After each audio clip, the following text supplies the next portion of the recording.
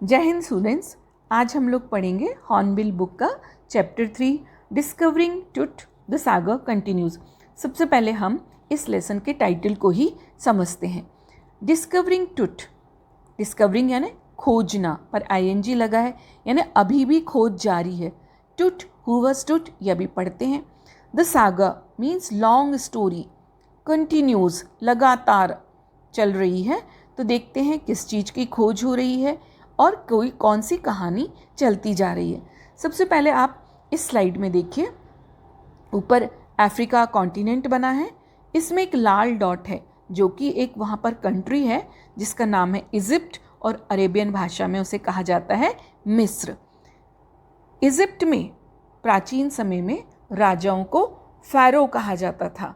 और ये जो डिस्कवरिंग टूट है, ये जो डिस्कवरिंग है, टूट कौन है, ये भी वहाँ के फ़ारो हैं। अभी हम इनको थोड़ा रुक के समझेंगे। आगे देखिए, एक और मैप बना है जहाँ पर रेड कलर का फिर से एक डॉट बना है, और आप यदि उसको ध्यान से पढ़ेंगे तो वहाँ लिखा है वैली ऑफ द किंग्स।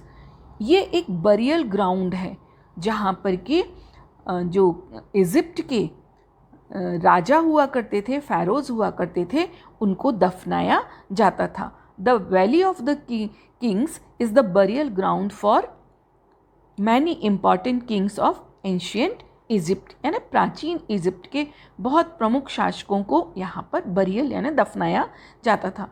और ये जो वैली ऑफ द किंग्स है, ये दुनिया के सबसे जो भव्य बरियल ग्राउंड्स में से एक है। इसके अंदर जो राजा होते थे उनकी टुम्ब होती थी, बहुत छोटा स्थान होता था, और वो भी ज़मीन के बहुत नीचे 20-25 फीट नीचे।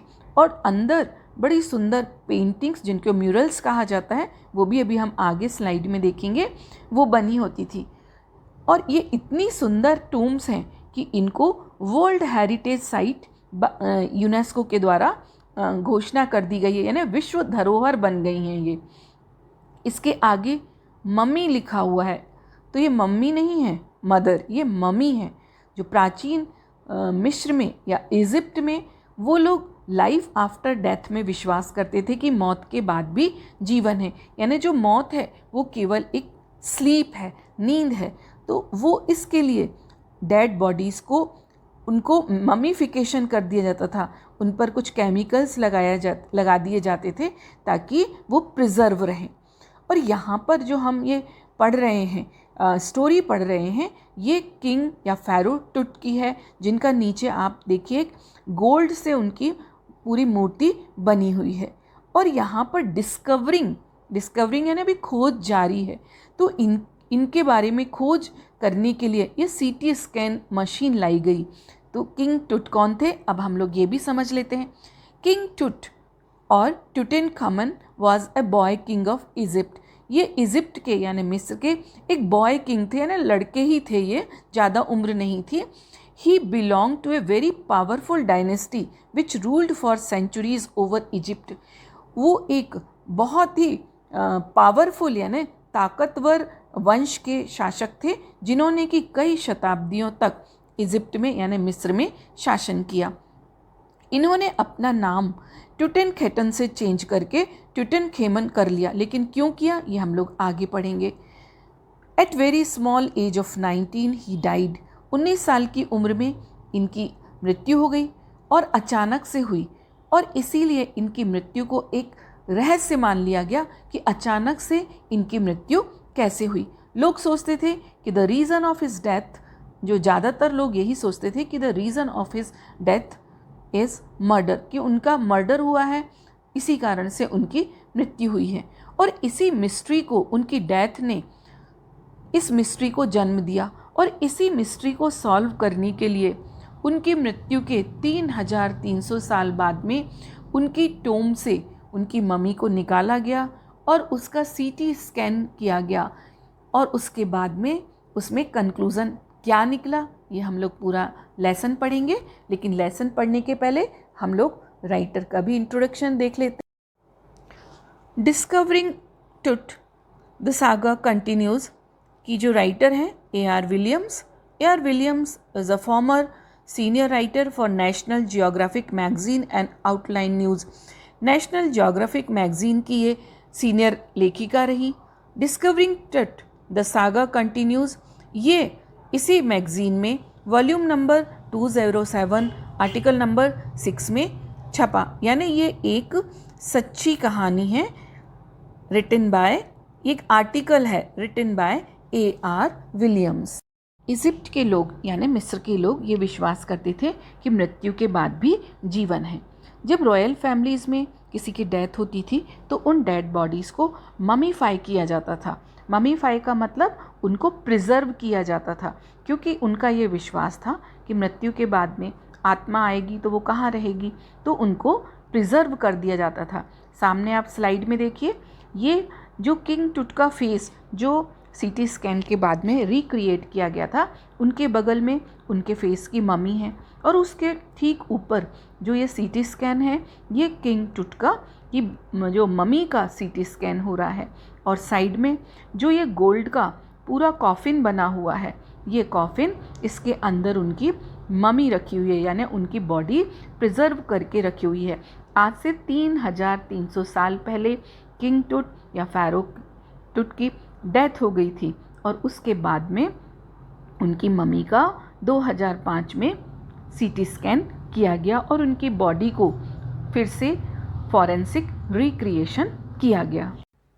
किंग टुट की जहाँ पर मम्मी रखी है वहाँ पर ये पेंटिंग है जिन्हें कि म्यूरल्स कहा जाता है। किंग टुट की मम्मी के पास में 3000 से भी ज़्यादा वस्तुएं गोल्ड से बनी हैं और वो उनके कॉफिन में रखी हुई हैं, ताकि आफ्टर लाइफ में, मृत्यु के बाद में, उन चीज़ों को किंग टुट अपनी मदद के लिए काम में ले सकें। इनमें प्रेशियस कॉलर्स हैं, ये रिंग्स हैं, एम्यूलेट्स यानी ताबीज हैं, सेरेमोनियल एप्रन्स यानी जैसे जो राजा महाराजा बड़ी बड़ी अपनी ड्रेसेस पहनते हैं वो हैं, नेकलेस हैं, ब्रेसलेट्स हैं, सैंडल्स हैं और sheets for his fingers and toes, उनकी पैरों की और हाथों की उंगलियों के कवर भी हैं। इसके अलावा उनका श्राउड है जिस पर कि माला और फूल लगे हुए हैं। उनके साथ में उनके गेम्स, ये सामने आप देख रहे हैं, बोर्ड गेम्स रखे हुए हैं, ब्रॉन्ज का रेज़र भी है, उनके कपड़े रखे हुए हैं और बहुत सारा खाने का और पीने का सामान रखा हुआ है।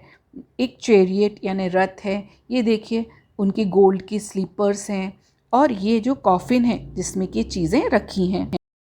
So let's begin the lesson discovering टट द सागा कंटिन्यूज़। इंट्रोडक्शन में इतनी सारी बातें जानने के बाद निश्चित रूप से आपको अब इस लेसन की एक एक जो पॉइंट्स हैं वो बहुत ही क्लियर समझ में आएंगे। सबसे पहले कुछ आपको एक्सप्रेशंस दिए गए हैं और हर लेसन की तरह यहाँ पर भी कहा गया है कि आप कॉन्टेक्स्ट से उनके मीनिंग को इन्फर करें। तो जैसे ये एक्सप्रेशन लेसन में आएंगे हम इनके मीनिंग को इन्फर करेंगे, गैस करेंगे। So let's start the lesson. He was just a teenager when he died. ही किसके लिए आया है? साइड में चित्र भी बना है, फ़ारो टुट या किंग टुट। ही वॉज अ टीनेजर, वो एक टीनेजर था। टीनेजर किसको कहते हैं? 13 से लेके 19 तक की एज के बच्चों को टीन एजर कहा जाता है। यानी जहाँ पर टीन आता है 13, 14, 15, तो वो क्या कहलाते हैं? Teenager. तो जो किंग टुट थे, फ़ारो या फ़ारो टुट थे, वो एक टीन एजर थे जब उनकी डेथ हो गई। The last heir of a powerful family that had ruled Egypt and its empire for centuries. उनका इंट्रोडक्शन क्या था कि he was the last heir of a powerful family. वो लास्ट यानी आखिरी, हेयर यानी उत्तराधिकारी, इनहेरिटर, सक्सेसर थे एक पावरफुल फैमिली, एक बहुत ही ताकतवर परिवार के। लास्ट क्यों थे? क्योंकि 19 की एज में उनकी डेथ हो गई थी, उनकी शादी नहीं हुई, उनके बच्चे नहीं थे, तो ही was the last successor of the powerful family. कौन सी फैमिली? जिसने कि इजिप्ट यानी मिस्र में सदियों तक शासन किया। जो साम्राज्य था उनका, वो सदियों तक वो साम्राज्य वहाँ पर बना रहा। सेंचुरी यानी अ पीरियड ऑफ 100 ईयर। ऐसे कई 100 ईयर्स जो फ़ारो टुट थे, उनके परिवार के जो लोग थे, उन्होंने वहाँ पर शासन किया। He was laid to rest laden with gold and eventually forgotten. जब उनकी डेथ हुई तो उनको गोल्ड लेडन विद का मतलब लाद दिया गया। ये आप इंट्रोडक्शन में स्लाइड में देख चुके हैं कि उनकी जहाँ पर मम्मी जिस कॉफिन में रखी गई थी वहाँ पर 3000 से भी ज़्यादा गोल्ड की वस्तुएं जो आपने चित्र में देखा उससे उनको लाद दिया गया था, उनके साथ में रख दी गई थी। एंड इवेंचुअली फॉरगॉटन, और फिर लोग भूल गए। Since the discovery of his tomb in 1922, the modern world has speculated about what happened to him. 1922 में उनकी टोम को डिस्कवर किया गया तो लोगों ने सोचा, स्पेक्युलेट किया, गैस किया, अनुमान लगाया कि उनके साथ क्या हुआ होगा। With murder being the most extreme possibility, और सबसे ज़्यादा एक्सट्रीम यानी जो सबसे ज़्यादा पॉसिबिलिटी यानी संभावना किस बात की थी कि उनका डेफिनेटली मर्डर यानी हत्या की गई होगी। Now living his tomb for the first time in almost 80 years, और अब 80 साल बाद जब ये आपको ये आर्टिकल लिखा गया होगा उस समय यानी 1922 के 80 साल बाद, टुट has undergone A CT scan that offers new clues about his life and death. जो टुट की मम्मी यानी फ़ैरो टुट की मम्मी थी उसका CT स्कैन किया गया। CT स्कैन कंप्यूटराइज टोमोग्राफी वो की गई, जिससे कि उनकी लाइफ यानी 19 ईयर्स के पहले का समय और जब उनकी डेथ हुई उसके बारे में कुछ क्लूज़ मिले। क्लूज़ यानी कुछ और भी पॉइंट्स मिले उसमें। And provide precise data for an accurate forensic reconstruction of the boyish pharaoh.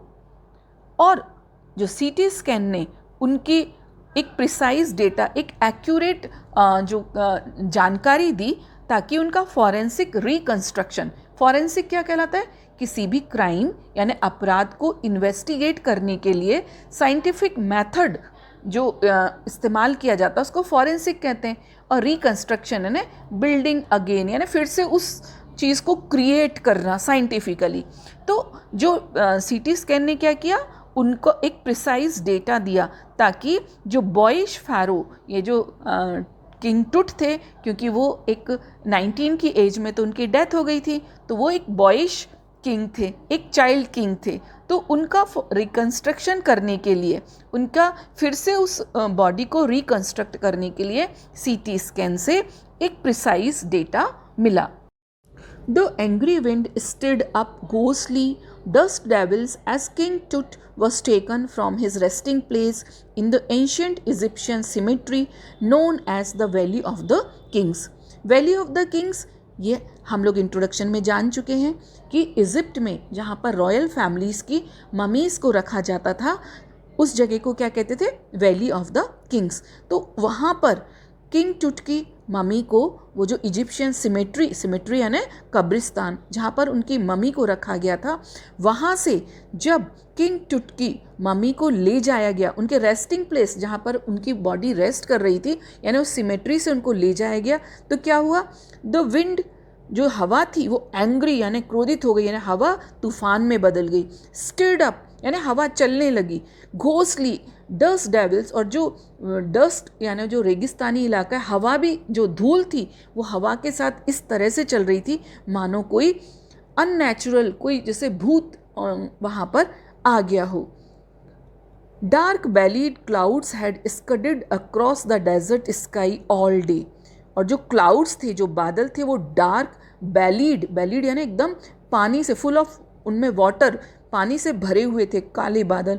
स्कडेड across यानी तेजी से चलना, अक्रॉस द स्काई, जो डेजर्ट स्काई था, नीचे रेगिस्तान और उसके ऊपर का आसमान, उस पर वो तेजी से चल रहे थे। Now were wheeling the stars in casket grey. Casket किसको कहते हैं, बास्केट को, ऐसी बास्केट जिसमें कि ज्वेलरी को रखा जाता है, ज्वेलरी चमकती है। तो जो ये काले बादल थे ये स्टार्स यानी तारों को व्हील यानी उनको ढक रहे थे, कवर कर रहे थे। ऐसा लग रहा था मानो कि कास्केट में स्टार्स कोई ज्वेलरी है जिसको कि ढका जा रहा हो। It was 6 PM on 5 January 2005। Date क्या थी, जनवरी 5, 2005, और टाइम क्या था, 6 PM यानी शाम का 6 बजा। The world's most famous mummy glided head first into a CT scanner brought here. दुनिया की जो सबसे फेमस ममी मम्मी आप लोग जान चुके हैं, उसको ग्लाइड का मतलब होता है धीरे धीरे आगे खिसकाना। तो सीटी स्कैनर में मम्मी को रखा गया और धीरे धीरे पहले उसका हेड मशीन के अंदर गया। किस काम के लिए? To probe the lingering medical mysteries. Probe यानी इन्वेस्टिगेट करने के लिए, जांच पड़ताल करने के लिए। लिंगरिंग का मतलब बहुत समय से चलने वाली। 1922 में उनकी मम्मी, उनकी टूम को डिस्कवर किया गया। तब से ये जो प्रोब, ये इन्वेस्टिगेशन जो चल रहा था, उसको करने के लिए उनका सीटी स्कैन किया गया। मेडिकल मिस्ट्री की what was the reason behind is that, उनकी मृत्यु का कारण क्या था।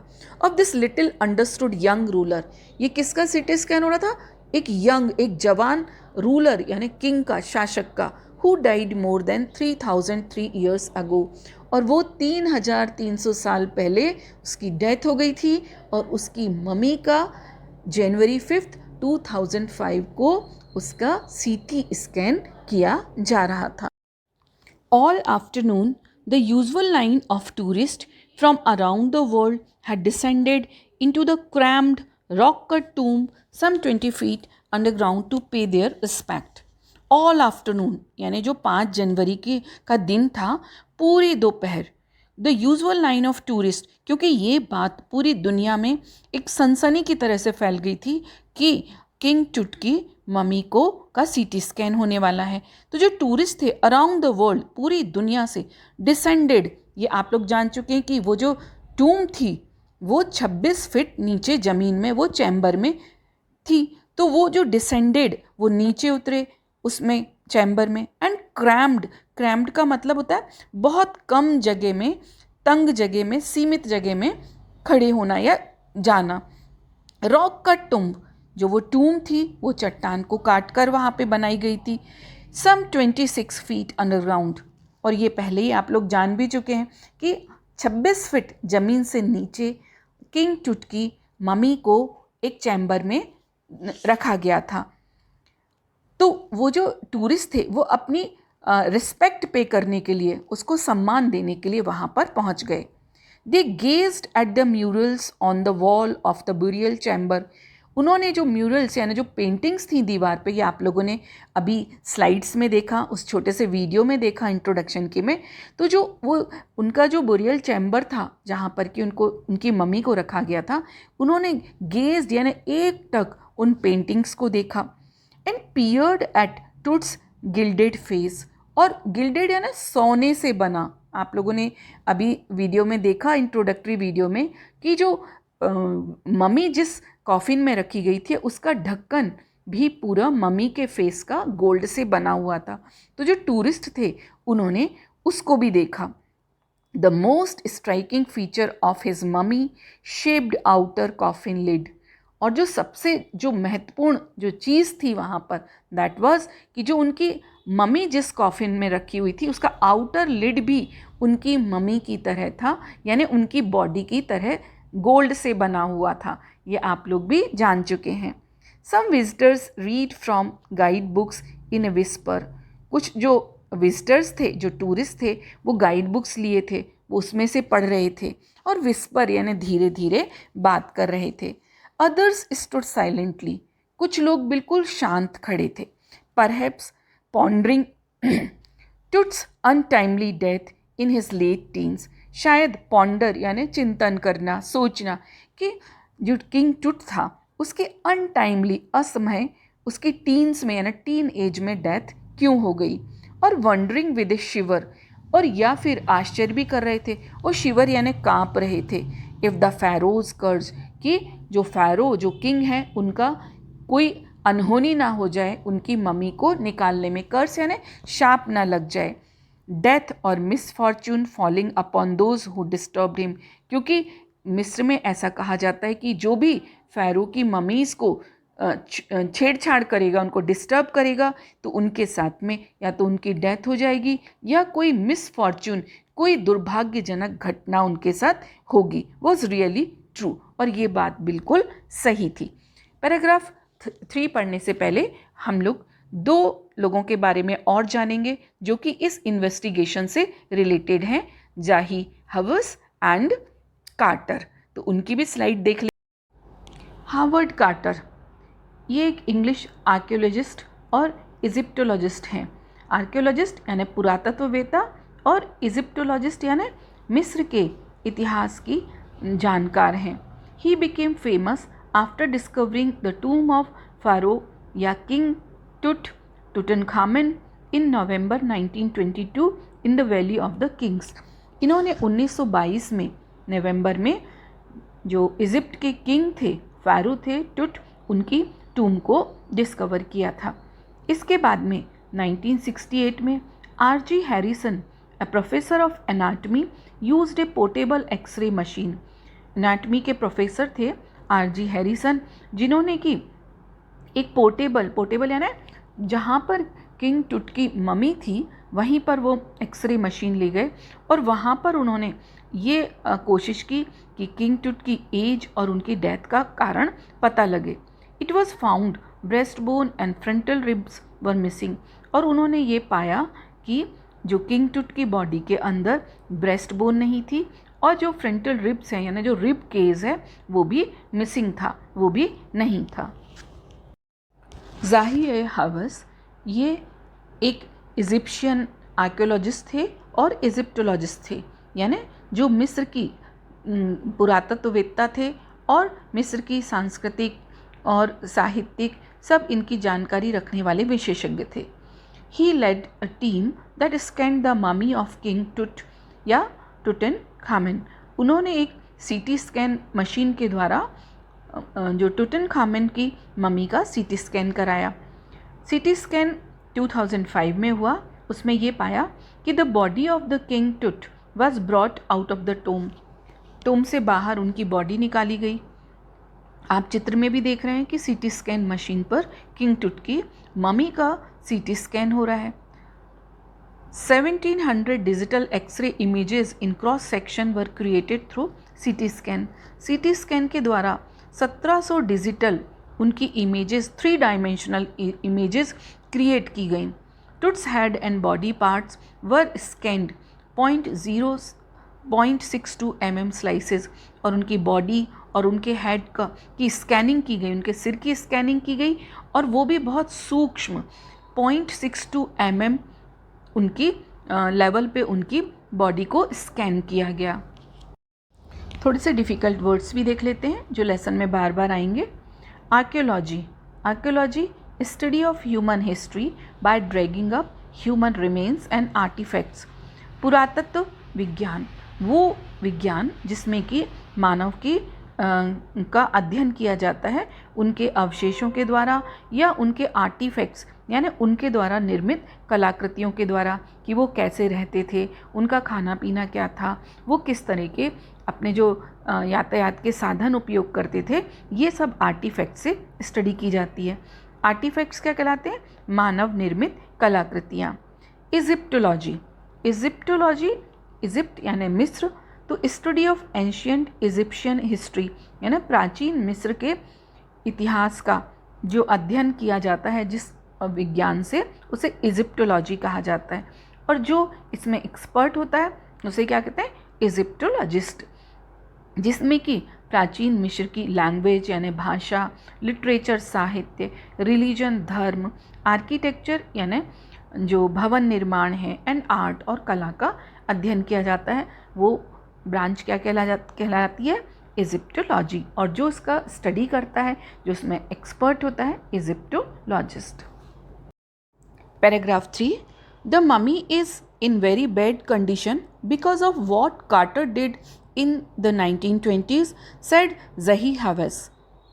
अब हम लोग अभी प्रीवियस स्लाइड में जान चुके हैं कि कार्टर कौन थे और ज़ही-हवस कौन थे।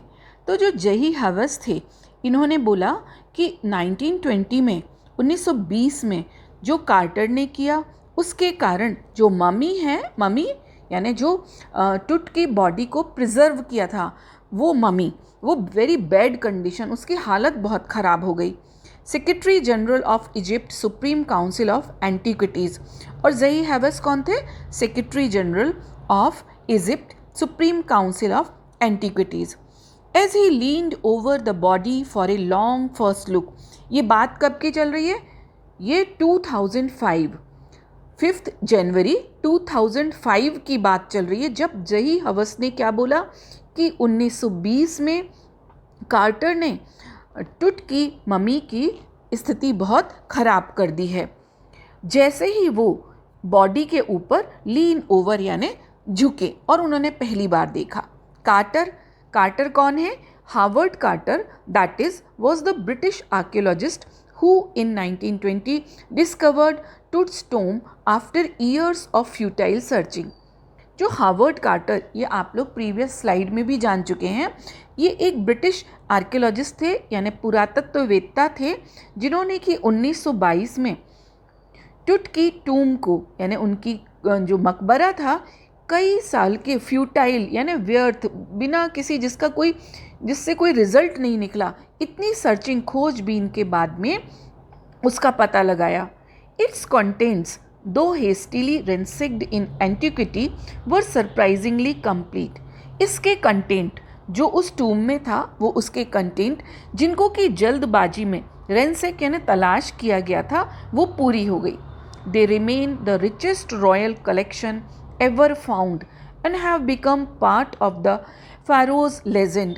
जो टुट की टूम थी, जो उसकी मम्मी थी और कॉफिन था, उसके अंदर आप लोग वीडियो में देख चुके हैं इसके पहले वाले में कि रॉयल कलेक्शन था। उसके अंदर किंग के जितनी भी उनकी ज्वेलरी थी, उनके कपड़े थे, उनके खाने पीने की वस्तुएं थी, उनका रथ था और भी बहुत सारी, उनका रॉयल कलेक्शन उनकी मम्मी के साथ में रखा गया था। और ये सारी की सारी चीज़ें जो फ़ारो के साथ में एक लेजेंड बन गई, एक कहानी बन गई। स्टनिंग आर्टिफैक्ट्स इन गोल्ड, ये आप लोग चित्र देख चुके हैं कि जो मम्मी के साथ में थे, स्टनिंग यानी आँखों को चकाचौंध करने वाले आर्टिफैक्ट्स थे। आर्टिफैक्ट्स यानी जो ऐतिहासिक रूप से महत्वपूर्ण वस्तुएं, मानव निर्मित महत्वपूर्ण वस्तुएं, वो आर्टिफैक्ट्स गोल्ड के बने हुए थे।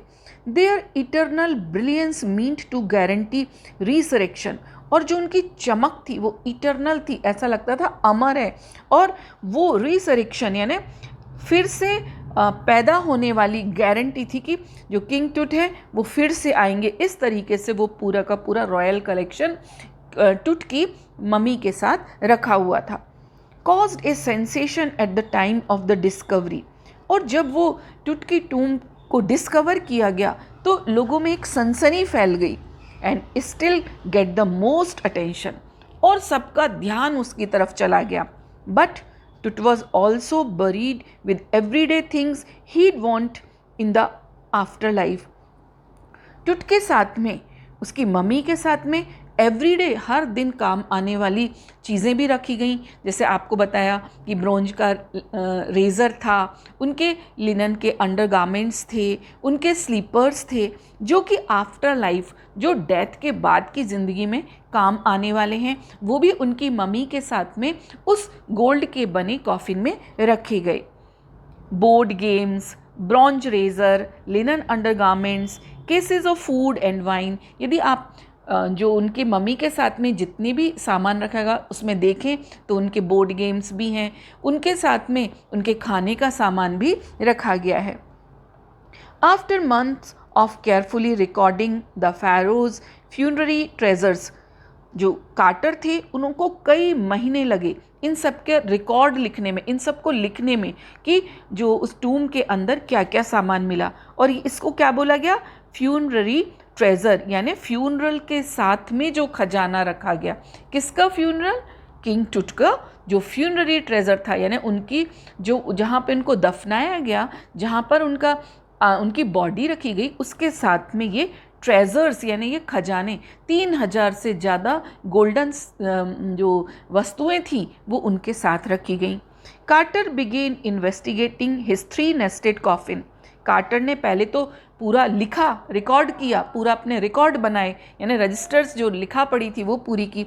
उसके बाद में इन्वेस्टिगेट यानी जांच पड़ताल करना शुरू किया। और कॉफिन भी कैसे थे उनके? 3 नेस्टेड कॉफिन्स, 3 कॉफिन थे जो नेस्टेड यानी पहले बड़ा कॉफिन, फिर उसके अंदर, फिर उसके अंदर, इस तरह के कॉफिन थे। Opening the first, he found a shroud adorned with garlands of willow and olive leaves, wild celery, lotus petals and cornflowers. जब फर्स्ट कॉफिन को उन्होंने खोला तो एक श्राउड यानी जो बॉडी के ऊपर कपड़ा उड़ाया जाता है उस कपड़े के मालाएं थी। किसकी थी? विलो एंड ऑलिव लीव्स की थी। और वाइल्ड सेलरी यानी ये सब फ्लावर्स एंड लीव्स है, लोटस की पत्तियां थी और कॉर्न फ्लावर्स थे। देखने पर ऐसा लग रहा था the faded evidence of A burial in March and April, कि जैसे ये जो दफनाने का कार्य है ये मार्च या अप्रैल में किया गया हो, क्योंकि ये जो फ्लावर है ये उसी समय पर खिलते हैं या मिलते हैं। When he finally reach the mummy, first coffin को खोला, फिर सेकंड और जो थर्ड में किंग टूट की ममी थी, जब वो वहाँ तक पहुँचे, दो ही रेन इनटू ट्रबल, तो बड़ी परेशानी में पड़ गए। The ritual reagents had hardened, cementing Tut to the bottom of his solid gold coffin. जो रिचुअल रेजेंस थे, जो ममीफाई करने के लिए बॉडी को, जो उस समय रिचुअल, जो ये परंपरागत या रीतिगत जो रेजेंस डाले जाते थे, जो और पदार्थ डाले जाते थे, उन्होंने क्या किया, उस ममी को जो नीचे की सॉलिड सरफेस थी कॉफिन की, जो गोल्ड की बनी हुई थी, उस पर मजबूती से चिपका दिया, जैसे कि कोई सीमेंट चिपका हो। No amount of legitimate force could move them, Carter wrote later. Carter ने अपनी डायरी में लिखा कि कितनी ही लेजिटिमेट यानी बिल्कुल राइटफुल, सही तरीके से यदि फोर्स भी, ताकत भी लगाई गई तो वो जो ममी थी वो उसमें से नहीं हिली। What was to be done? अब क्या किया जाए? The sun can beat down like a hammer this far south in Egypt. जो सन, सूरज की गर्मी से हो सकता है, क्योंकि वो जो एक डेजर्ट एरिया था तो वहाँ पर वो हैमर की तरह यानी सूरज की गर्मी से वो जो रेजिन्स हैं हो सकता है वो थोड़े मेल्ट हो जाएं।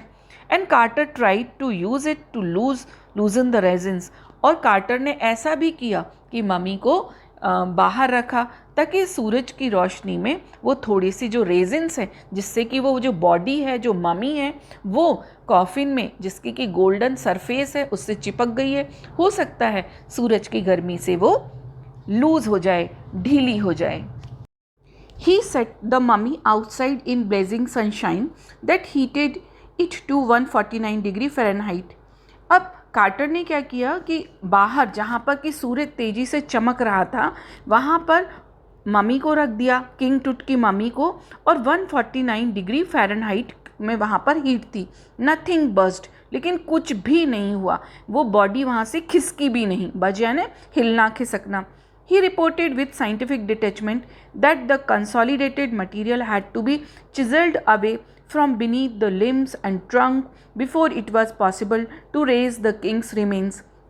उन्होंने रिपोर्ट किया कि जो कंसोलिडेटेड मटेरियल है यानी जो रेजिन्स हैं जिससे कि किंग टूट की मम्मी सरफेस से चिपक गई है, उसको चिजल करना पड़ेगा, चिजल्ड अवे यानी उसको कुरेद के निकालना पड़ेगा, और उनके लिम्स के नीचे से और उनके ट्रंक के नीचे से, तब जाके किंग के जो रिमेन्स हैं, उनके जो अवशेष हैं, उनकी जो बॉडी के पार्ट्स हैं वो निकलेंगे। In his defense Carter really had little choice. Carter ने बाद में अपने बचाव में ये कहा कि मेरे पास में कोई और रास्ता नहीं था। If he hadn't cut the mummy free, thieves most certainly would have circumvented the guards and ripped it apart to remove the gold. यदि वो वहाँ से मम्मी को अलग नहीं करते तो डेफिनेटली थीव्स गार्ड्स को सर्कमवेंटेड यानी चकमा देकर और पूरा का पूरा गोल्ड उठा ले जाते। In Tut's time, the royals were fabulously wealthy and they thought or hoped they could make their riches with them. टूट के टाइम में जो रॉयल्स थे, जो राजा लोग थे, वो फैबुलसली यानी बहुत ज़्यादा धनवान होते थे और वो ये सोचते थे कि ये सारी जो प्रॉपर्टी है उन्हें वो अपने साथ में ले जानी है। For his journey to the great beyond, king Tut was lavished with glittering goods, precious collars, inlaid necklaces and bracelets, rings, amulets and ceremonial apron, sandals, sheaths for his fingers and toes, and the now iconic inner coffin and mask, all of pure gold. ये सारी चीज़ें जो मैंने बोला ये हम लोग previous video में, इंट्रोडक्टरी वीडियो में ये सारी गोल्ड की चीज़ें देख चुके हैं। वो कॉफिन भी प्योर गोल्ड का बना, जिसके ऊपर के लिड पर मम्मी का जो मास्क था वो भी गोल्ड का बना। तो ये सब चीज़ें किंग टुट के साथ में उनकी मम्मी, जो किंग टुट की मम्मी के साथ में थी। To separate Tut from the adornments, Carter's men removed the mummy's head and severed nearly every major joint.